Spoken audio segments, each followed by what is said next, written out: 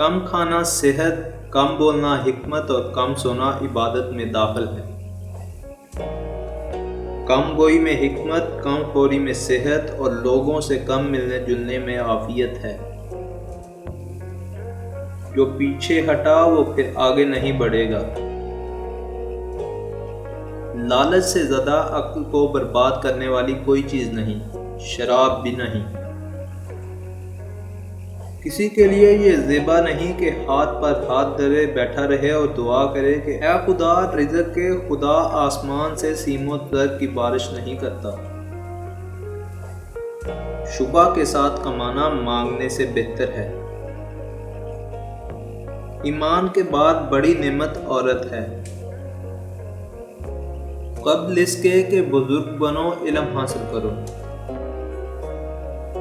اسراف اس کا بھی نام ہے کہ جس چیز کو انسان کی طبیعت چاہے کھائے۔ جو شخص اپنا راز پوشیدہ رکھتا ہے گویا اپنی سلامتی کو اپنے قبضے میں رکھتا ہے۔